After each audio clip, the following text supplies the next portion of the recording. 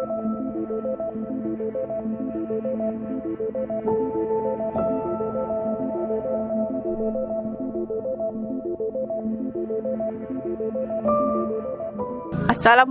warahmatullahi wabarakatuh. Perkenalkan, kami dari kelompok 6 keperawatan gerontik.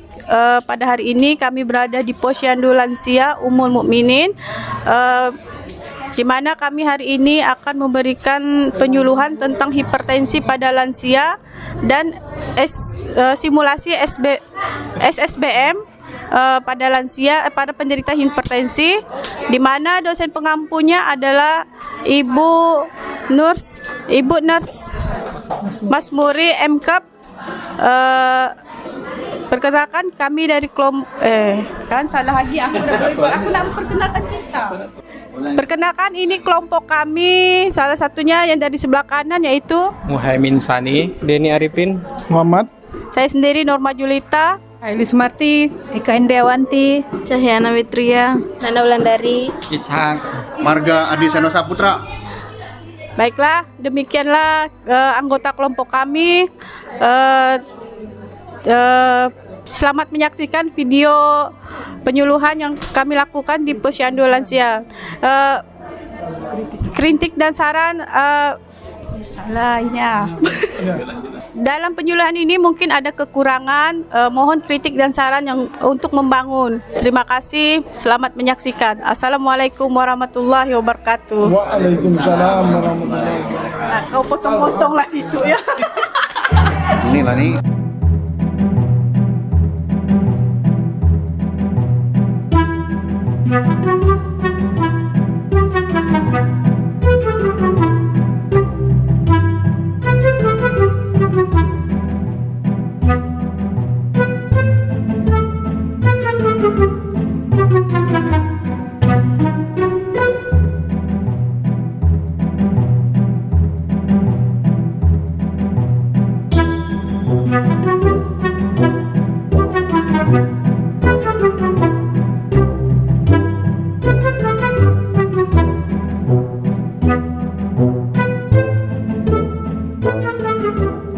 Bismillahirrahmanirrahim. Assalamualaikum warahmatullahi wabarakatuh. Selamat pagi ibu-ibu, apa kabar hari ini? Sehat, alhamdulillah, baik. Yang saya hormati Bapak Kepala Puskesmas Sungai Rengas ya Ibu ya, alhamdulillah hadir pada hari ini, yaitu Bapak Muhammad. Kemudian yang saya hormati juga adalah Ibu PJ, Koordinator Program Lansia Puskesmas Sungai Rengas, yang alhamdulillah hari ini juga hadir pada hari ini. Kemudian tentunya ibu-ibu kader yang hari ini semangat sekali ya, dan ibu-ibu sekalian yang kami banggakan. Ibu-ibu, halo. Nah, pada hari ini mohon izin Ibu, kami dari Stikes Yarsi Pontianak akan memberikan penyuluhan terkait penyakit hipertensi pada lansia. Boleh? Boleh ya. Nanti ada 2 penyuluhan Ibu-ibu. Pertama, penyakit hipertensi, kemudian nanti ada simulasi juga ya. Nah, untuk mempersingkat waktu, pada hari ini nanti akan untuk penyuluhan penyakit hipertensi akan disampaikan oleh Ibu Nana Wulandari. Sekalian nanti akan memperkenalkan kami-kami yang hadir pada hari ini. Kepada Ibu Nana kami persilakan.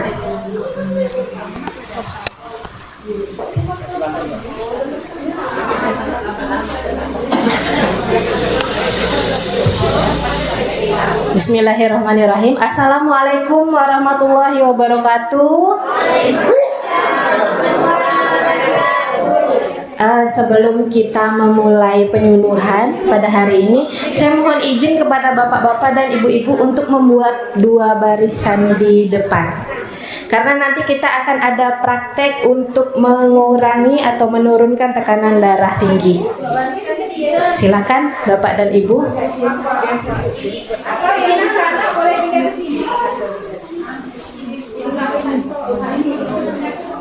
Kalau bisa 3 baris, silahkan 3 baris.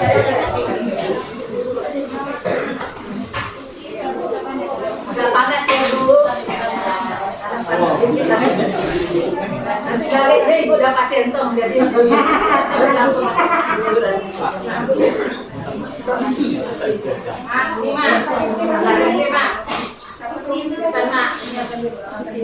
Baik.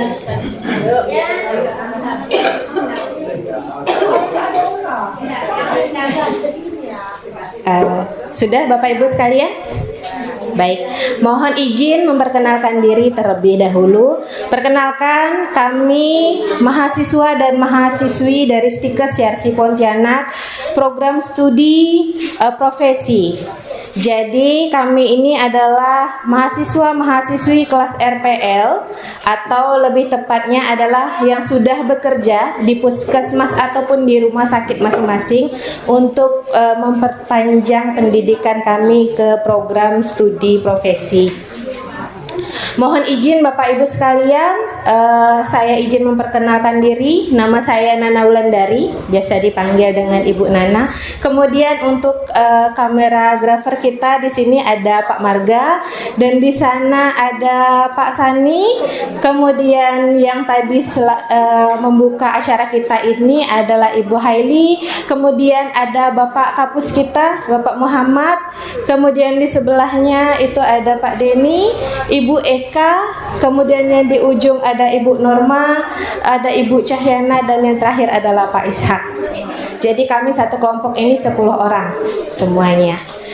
Jadi pada hari ini kami akan memberikan penyuluhan tentang hipertensi pada lansia.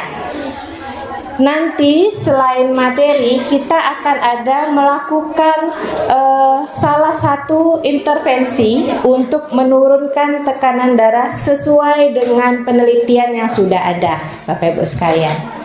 Jadi tujuan dari kita penyuluhan ini adalah agar menambah pengetahuan Bapak Ibu sekalian, dan agar Bapak Ibu sekalian bisa mengetahui bagaimana salah satu cara untuk menurunkan tekanan darah tersebut dilakukan dengan temannya ataupun dengan keluarganya di rumah.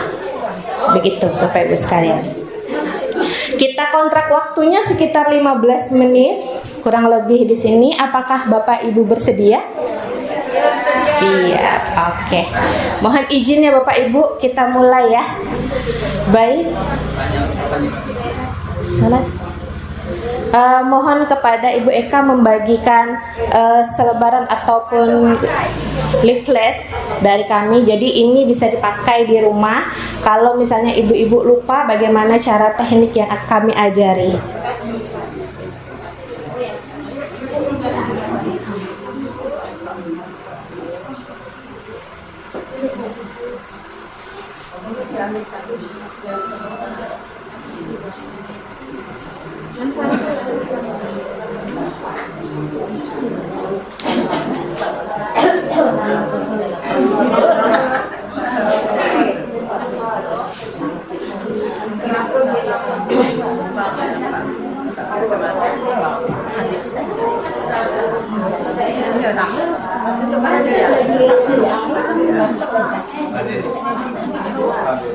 Baik, sudah dapat semua ibu-ibunya?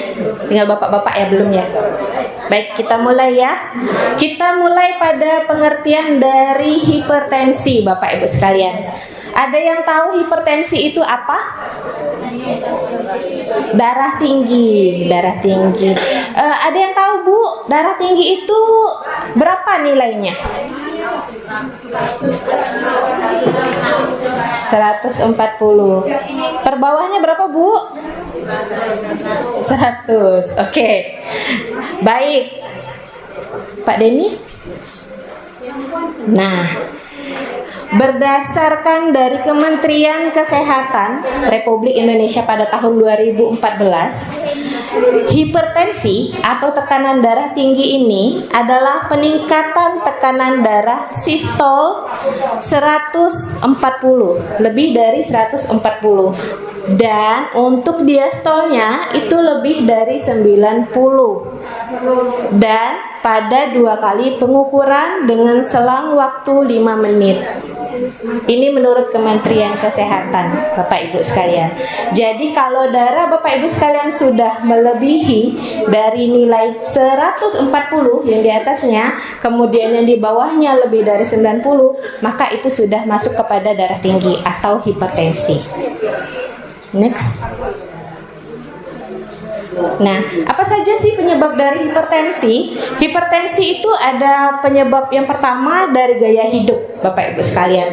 Gaya hidup itu bisa seperti merokok, kemudian kelebihan berat badan. Kemudian yang kedua adalah kurangnya olahraga dan juga konsumsi alkohol. Kemudian yang ketiga adalah riwayat keluarga. Jadi apabila orang tua kita terdahulu memiliki riwayat hipertensi, itu bisa diturunkan melalui genetik. Tapi tidak semua orang tuanya yang memiliki darah tinggi akan turun ke anak dan cucunya. Gitu Bu. Jadi balik lagi tadi yang penyebab pertama dan kedua, pola hidup dan juga olahraga. Kemudian untuk yang keempat adalah kondisi kesehatan tertentu seperti kelainan hormonal. Kelainan hormonal ini bisa salah satunya adalah diabetes mellitus atau kencing manis. Kemudian yang kelima adalah pemakaian obat tertentu atau tumor pada kelenjar adrenal. Itu nanti akan ditentukan lagi oleh dokternya kalau yang ini ya Bu ya. Next. Nah, untuk komplikasi yang bisa muncul pada hipertensi yaitu nyeri kepala yang biasanya terjadi pada Bapak Ibu sekalian, itu akan muncul disertai dengan mual muntah dikarenakan peningkatan dari tekanan darah di intrakranium. Kemudian yang kedua adalah penglihatan mata itu akan kabur Bapak Ibu sekalian dan bahkan bisa merusak retina mata. Dan yang ketiga adalah ayunan langkah yang tidak mantap karena kerusakan susunan saraf. Yang keempat adalah peningkatan urinari pada malam hari. Dan yang kelima adalah edema atau pembengkakan. Next. Nah, di sini ada beberapa cara untuk mengatasi darah tinggi atau hipertensi Bapak Ibu sekalian. Yang pertama yaitu secara medis. Secara medis ini yang pertama bisa dengan pengobatan seumur hidup. Jadi Bapak Ibu yang mengalami hipertensi itu wajib untuk mengkonsumsi obat penurun darah dari dokter di puskesmas. Kemudian obat-obatnya ini ada juga yang diuretik, sifatnya diuretik Bu. Jadi itu adalah salah satu obat yang bisa diberikan pada orang hipertensi. Kemudian untuk yang non medisnya, nah ini untuk yang non medis ya Bapak Ibu bisa dilakukan di rumah. Yang pertama adalah pengaturan diet.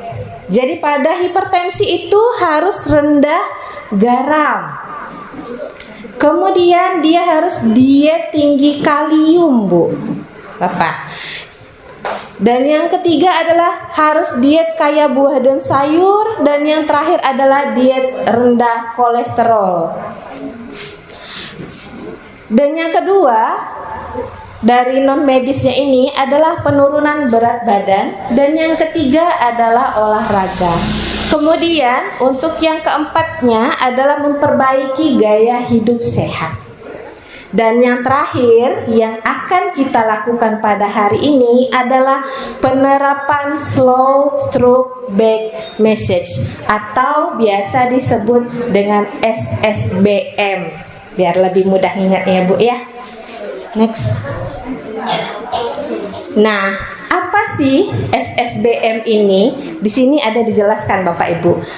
SSBM ini adalah terapi pijat dengan usapan perlahan pada punggung. Punggung di sini ya Bu ya, Pak ya, di bagian belakang. Yang meningkatkan relaksasi atau ketenangan yang menyebabkan pelepasan hormon endorfin untuk menurunkan tekanan darah Bapak Ibu sekalian. Kemudian salah satu teknik ini merupakan salah satu tindakan memijat punggung dengan usapan perlahan selama 10 sampai 30 menit dengan usapan 10 sampai 12 kali per menit dengan kedua tangan kita. Itu ya Bapak Ibu ya. Next. Nah, tujuannya yang pertama untuk melancarkan sirkulasi darah, yang kedua untuk menurunkan tekanan darah, ketiga untuk mengurangi respon nyeri. Respon nyeri itu maksudnya reaksi nyeri ataupun sakit di belakang punggung dan juga bagian tengkuk. Kemudian yang keempat adalah meningkatkan kualitas tidur biar tidurnya bisa nyenyak Bapak Ibu sekalian. Nah, di sini ada manfaatnya, keuntungannya. Tindakan ini dapat dilakukan di rumah sehingga memungkinkan Bapak Ibu untuk melakukan di rumah untuk mengontrol rasa sakit atau nyeri dan penanganannya.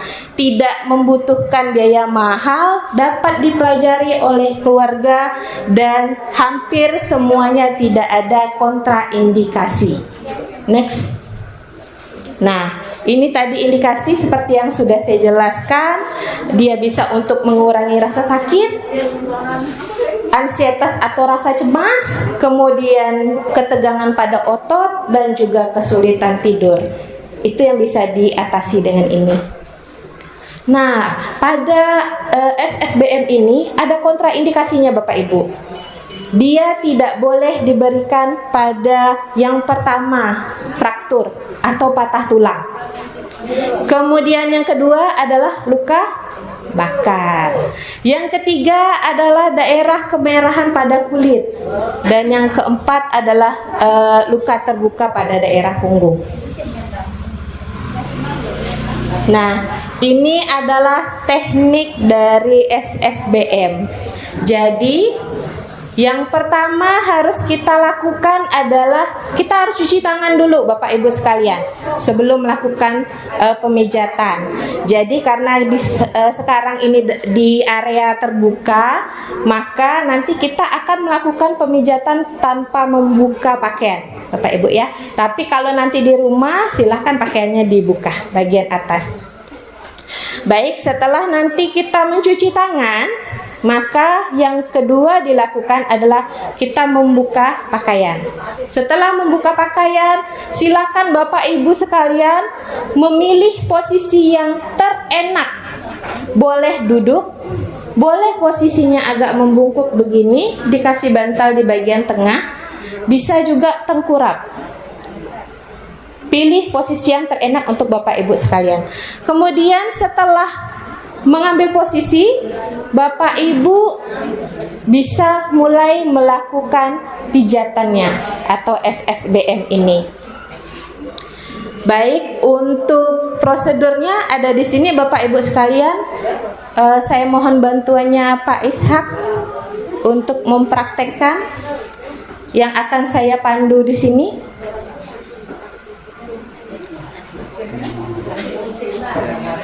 Terus kita ambil satu. Duduk. Ada anak lari. Duduk Pak, duduk. Kayak kita melakukan pijatan biasa.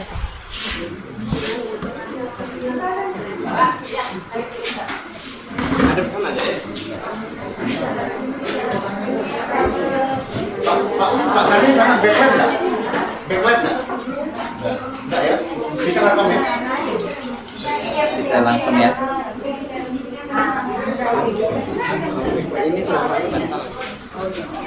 Ayo. Sip. Boleh? Oke. Terima kasih kepada Bu Nana. Ibu-ibu. Jadi sekarang kita akan mempraktekkan yaitu pijitan secara pelan-pelan yang dilakukan pada daerah punggung. Jadi ini salah satu tindakan atau tanpa bukan dari medis ya. Kalau dari medis tadi dengan obat. Jadi kalau ini secara komplementer. Jadi bisa dilakukan ibu di rumah dengan bapak atau dengan anak atau dengan keluarga ya. Jadi di sini ada berapa gerakan? Ada 6 gerakan kalau tidak salah ya. Nah, sekarang kita mulai dari gerakan pertama. Gerakan pertama yaitu memposisikan petugas di belakang klien. Gerakan pertama adalah meletakkan 3 jari. 3 jari ini Bapak Ibu sekalian.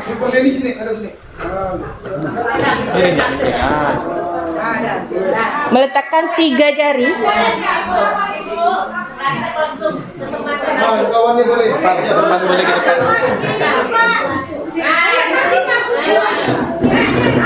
Nah, gitu. Kita kondisikan ya Bapak Ibu sekalian ya. Silakan Bapak Ibu Bentar, Bu. Jadi 3 jari. menghadap ke sana aja dulu. Kalau letakkan di tengahnya, jangan di atas tulang punggung. Jadi tulang punggung ini tidak boleh tersentuh oleh tangan. Tetapi di pinggir, di tepi, di ini ya. Nah, jadi ini diurut ke ada bahu. Ada bahu. Biar suaranya masuk. Nah, ini kita lakukan sekitar 5 menit, Bu. Dan ini tidak boleh keras, tetapi perlahan, tetapi terasa. Ya, terasa ini kita lakukan berulang-ulang. Ini gerakan yang pertama.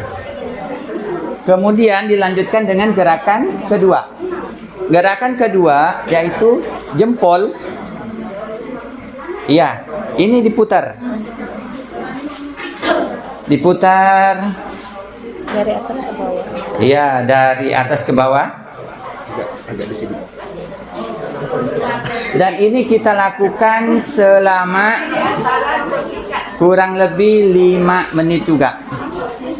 Ini gerakan yang kedua. Berarti sudah 10 menit. Dengan 2 gerakan sudah 10 menit. Iya, di tepi tulang belakang, Bu. Jangan di tengah-tengah, ini tidak boleh disentuh, Bu, karena di sini jalannya saraf. Ya. Jadi di tepi tulang belakang, di area punggung. Setelah itu kita lanjutkan gerakan ketiga. Gerakan ketiga dengan posisi masih di daerah punggung, telapak tangan kanan ditekan oleh telapak tangan kiri. Ya, kemudian diputar. Ya, diputar. Sama juga 5 menit. Ya. Kalau pakai pelicin pasti enak, Bu. Kalau udah pakai minyak ya, pasti enak ya. Baby oil ya. Nah. Ini gerakan yang ketiga. Berarti sudah 15 menit. Kemudian kita lakukan gerakan keempat, yaitu diputar lagi. Tangan sebelah kanan berada di atas tangan sebelah kiri. Sama, kita putar. Ya. Kita putar. Juga sama waktunya. Yaitu 5 menit juga. Berarti sudah 20 menit. Ya.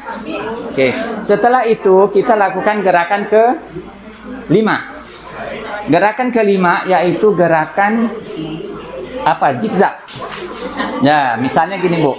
Ya, ini ke sini, sini. Ya. Ya. Jadi ini tidak boleh kuat, Bu, ya. Jadi areanya area ini dan area ini tidak di tengah. Ya. Ya, berarti sudah 25 menit dengan 5 gerakan. Sekarang kita lanjut ke gerakan yang ke-6. Yang ke-6 itu tarik dari atas. Tarik ke atas, sampaikan ke bokong.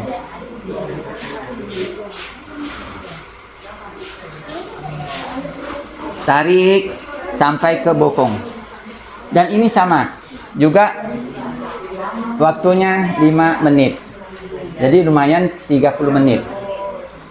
Ya. Jadi ini tujuannya untuk merelaksasi otot di punggung. Ya. Kira-kira bisa dipahami, Bu? Bisa ya? Berarti nanti malam udah boleh dipraktekkan di rumahnya Bu. Kira-kira dari praktek ini ada yang ingin ditanyakan? Ingin coba kan? Coba satu.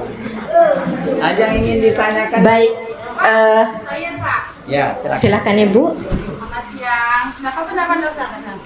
Saya ditanya Pak, kalau kita mempunyai penyakit jantung berpengaruh nggak dengan ngurus ini?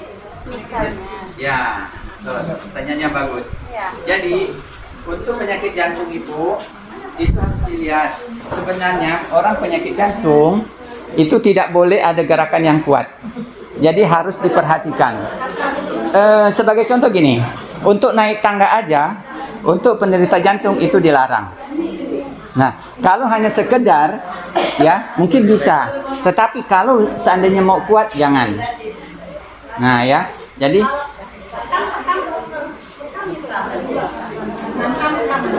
ya sama Bu.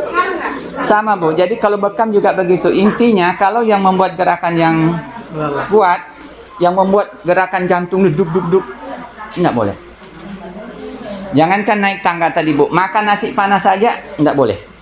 Kenapa? Membuat jantungnya berdebar. Kalau yang marah ya. Ya. Jadi dia harus santai-santai saja. Oke, ada lagi?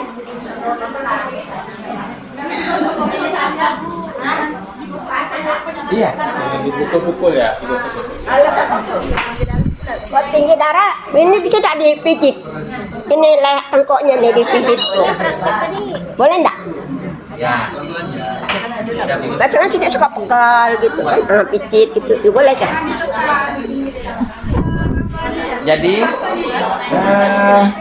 ini Bu, kita lakukan memang pada untuk orang yang penderita hipertensi.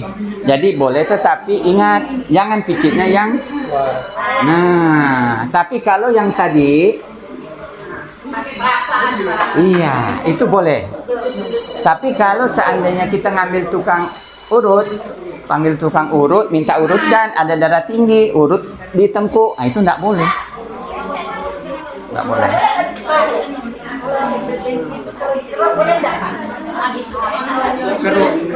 Dikerok. Kan enggak ada. Boleh enggak kalau darah tinggi dikerok? Kalau dikeruk itu gimana Bu? Sebaiknya kalau tadi penderita apa Bu yang darah tinggi, kalau tidak membuat dia Menurun. itu jantungnya membuat berdebar, saya rasa bisa, ya. Tapi kalau yang sifatnya jangan memberatkan Bu, kasihan. Kalau udah sakit, stres lagi dia.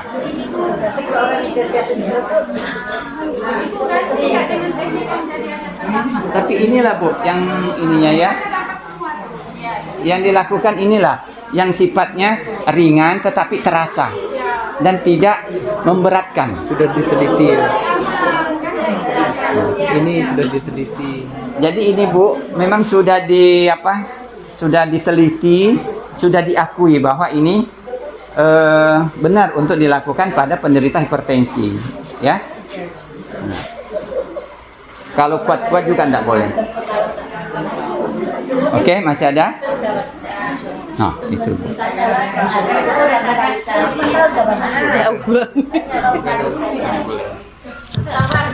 Siapa mau nanya lagi?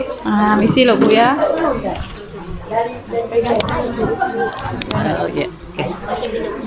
Izin Pak bertanya. Nah, biasa kami ini kan kader lansia dan posbindu. Biasanya kalau kami turun di lapangan, banyak ketemu pasien yang darahnya 180 per 110, 200 per 100. Cuman beliau tidak merasakan adanya gejala, santai aja gitu Pak. Nah, saya mohon penjelasan, apakah dengan darah seperti itu dan tidak ada gejala, apakah risikonya berisiko untuk si pasien? Mungkin itu saja Pak pertanyaan saya, terima kasih.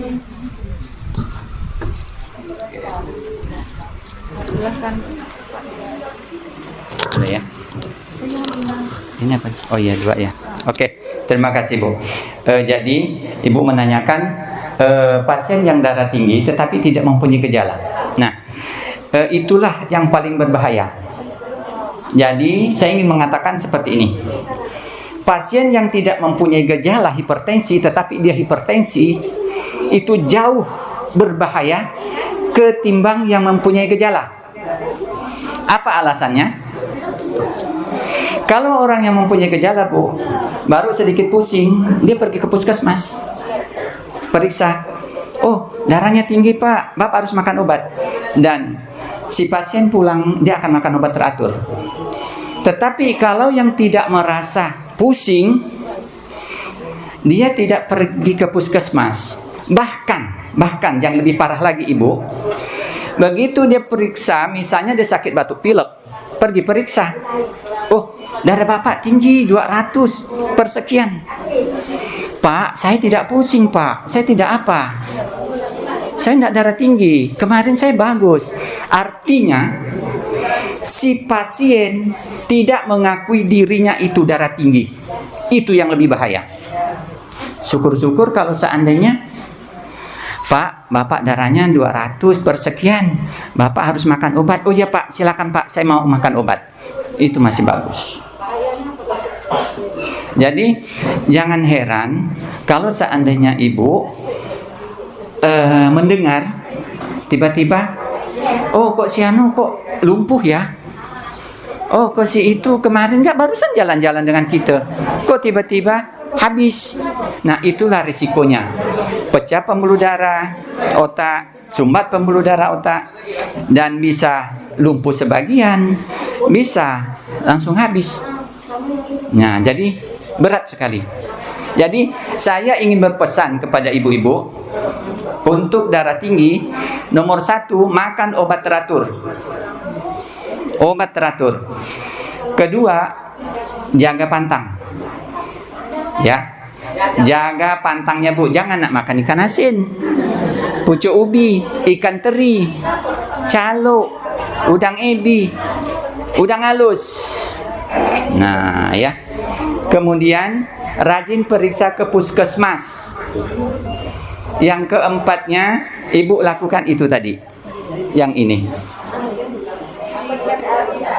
Ya? Boleh. Boleh. Asalkan tukang urutnya aja, Bu. Oke. Jadi itu pesan saya, mungkin saya rasa cukup ya dari saya. Ya. Mungkin saya serahkan kepada Bu Nana.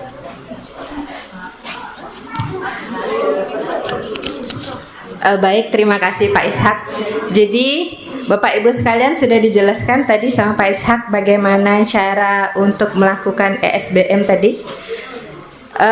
Untuk hipertensi ini Bu, SSBM ini dia boleh dilakukan kapan saja, tapi dengan memperhatikan tekanannya Bu. Jadi tidak boleh terlalu kuat. Nah, ikuti irama tekanan sesuai dengan kekuatan tangan saja. Tidak perlu didorong-dorong. Jadi fungsinya kan kita untuk melemaskan otot-otot nih, biar ototnya rileks, itu fungsinya. Jadi bukan siapa kuat siapa enggak.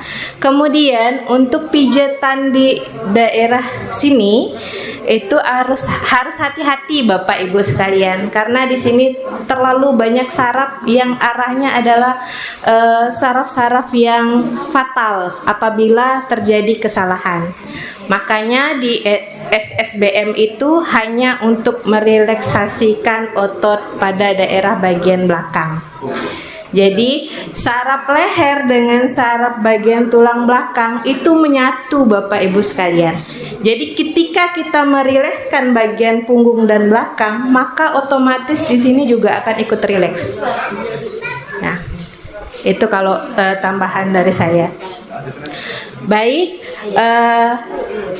sudah disampaikan tadi. Bagaimana perasaan Bapak Ibu sekalian setelah dijelaskan tadi tentang hipertensi dan SSBM? Apakah Bapak Ibu sekalian merasa senang? Senang. Apakah Bapak Ibu sekalian merasa materi yang kami berikan ini berguna untuk Bapak Ibu sekalian? Sangat berguna. Sangat berguna. Baik. kita evaluasi sedikit ya Bapak Ibu sekalian tentang apa yang tadi sudah disampaikan. Apa yang Bapak Ibu ketahui tentang hipertensi? Hipertensi adalah, siapa yang bisa menjawab? Tekanan darah tinggi. Nilainya berapa Bapak Ibu? 140/90. Tepuk tangan untuk Bapak Ibu sekalian. Oke. Kemudian penyebabnya tadi apa Bapak Ibu sekalian? Merokok. Terus? Iya. Silakan. Silakan.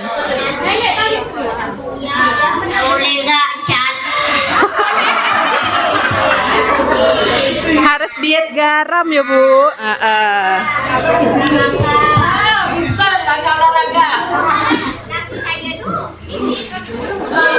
Betul, bagus sekali Bu. Jadi kalau Jadi jawab sampai beletek emosi. Jadi kalau bapaknya ndak mau dengar Bu, Ibu pijet pakai SSBM Bu. Pasti mau dengar dia di rumah. Tapi kalau dia 15 menit Ibu pijat, paling enggak tuh sebaris masuk lah tuh Bu. Berarti mau tangan yang lain tuh Bu. Iya. Intermezzo ya Bu ya, bulan puasa. Kalau saya kan Silakan. Tadi kebetulan saya tidak ada, baru datang tadi pergi belanja ya. Oh iya siap. Kebetulan saya tekanan darah saya ini lumayan tinggi lah, mungkin tinggi kata orang tua tadi, itu 170/107. Nah, kalau menurut orang itu kan tinggi, tapi kimat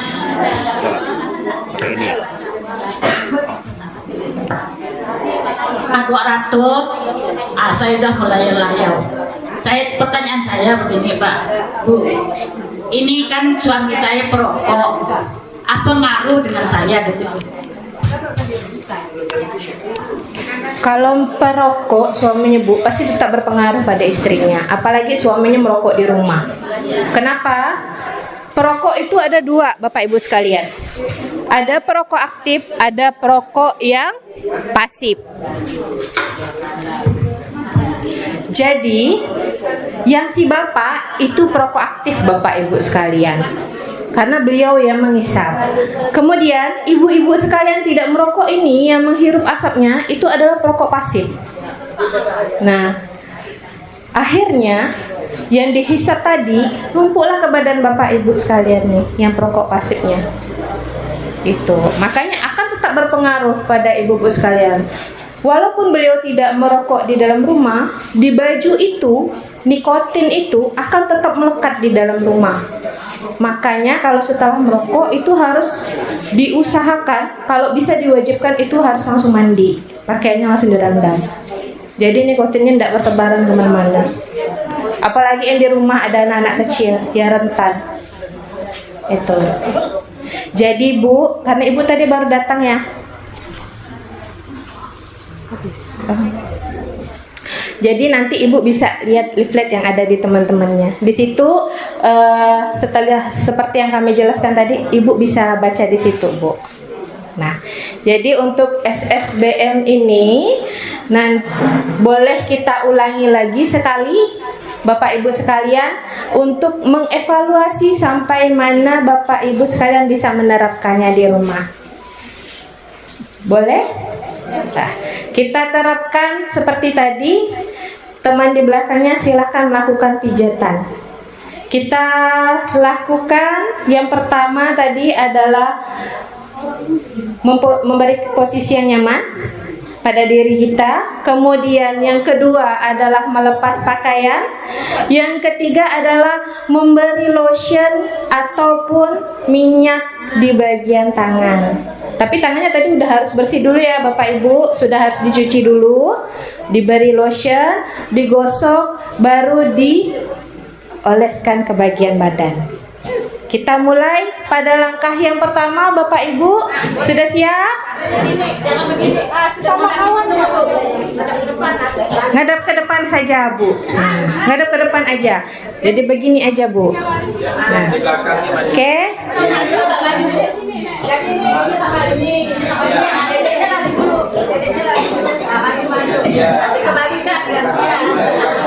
Siap.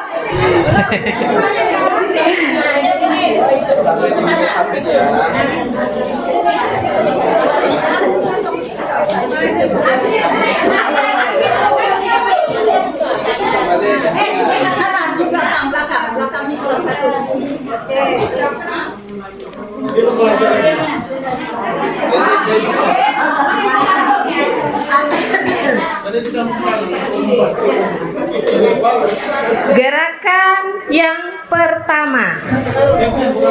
Siapkan 3 jarinya Bu. 3 jari aja Bu. Nah, 3 jari ini ya. Ibu pijat dari bagian bawah tulang belakang ke atas. Diulangi. Kita coba di sini 5 kali aja dulu ya Bu ya. Nanti di rumah boleh dilakukan sesuai dengan aturannya tadi berapa menit. 5. Sudah. Itu gerakan pertama ya Bu. Sudah bisa semua kan?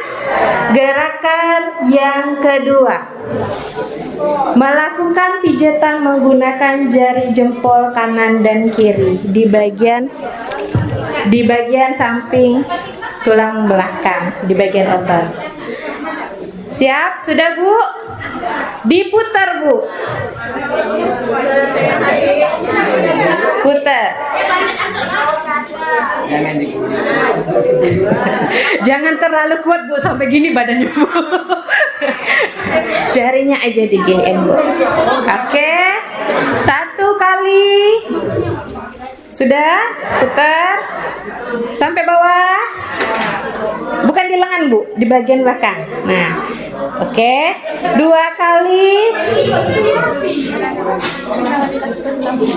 3 kali. 4 kali. 5 kali. Oke. Enak Bu? Enak. Baru sampai gerakan kedua Bu. Kita masuk gerakan yang ketiga. Jari kita yang ini Bu, yang 3 tadi ditimpa dengan jari yang sebelahnya, 3 jari. Begini. 3 ya Bu ya. 3 jari ya Bu. Nah, letakkan di bagian tulang belakang bagian atas. Putar. Putaran yang pertama. Bagian tulang belakang ya Bu. Turun Bu, turun. Nah. 2 3 4 5. Oke, kita gerakan yang selanjutnya.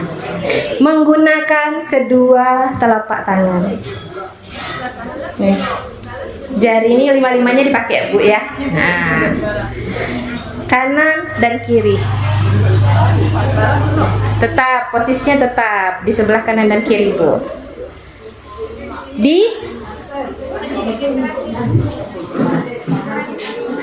Dilakukan apa Bu? Diputar, tetap sama, diputar, tapi menggunakan 5 jari. 1 sampai ke bawah. Ini dipakai Bu, sama ini Bu. 2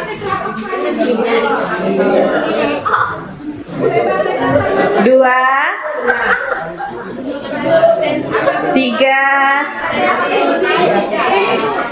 Turun aja Bu, turun, nanti baru naik lagi. 4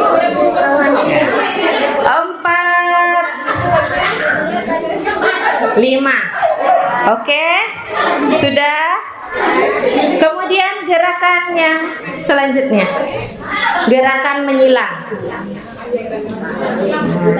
Jadi gerakan menyilang seperti tadi yang diajar Pak Ishak itu begini. 1,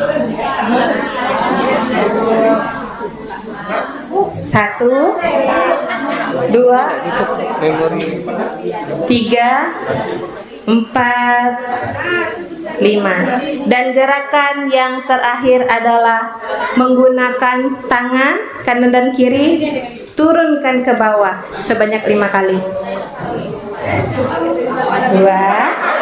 3, 4, 5. Mantap, tepuk tangan untuk ibu-ibu sekalian.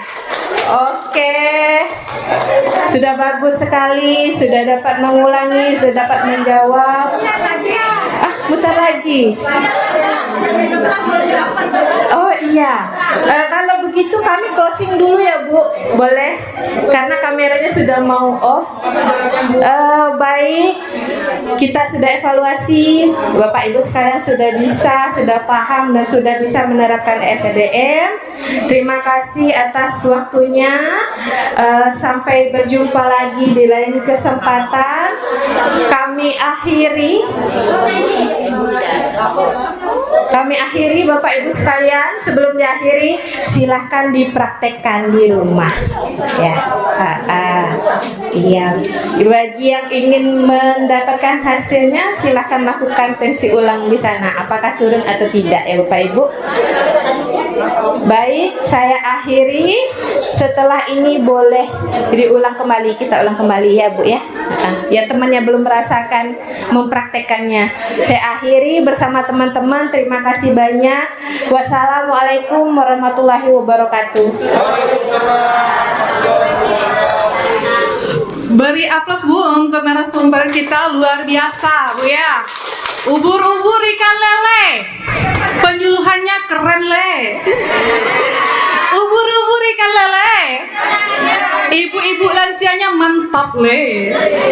Baik, sebelum kami akhiri, kami ucapkan terima kasih kepada Ibu Kader yang sudah mau fasilitasi untuk kegiatan kami pada hari ini. Tidak lupa juga terima kasih kepada Pak Kapus. Oh ada Bu Kadis, terima kasih Ibu telah hadir di sini dan terima kasih sudah mempersilahkan kami untuk dapat melakukan kegiatan pada hari ini. Terima kasih kepada Pak Kepala Puskesmas sekaligus mahasiswa juga Bu ya. Doakan supaya kami semoga cepat selesai. Terima kasih. Kemudian tidak lupa terima kasih Bu Koordinator Bu Ocha. Dan juga terima kasih kepada ibu-ibu semua yang sudah hadir pada hari ini. Semoga dengan penyuluhan ini kita semua yang tidak tahu menjadi tahu ya Bu ya, dan dapat kita praktekkan kembali di rumah masing-masing. Terima kasih, kami tutup dengan mengucapkan alhamdulillahirrahmanirrahim. Assalamualaikum warahmatullahi wabarakatuh.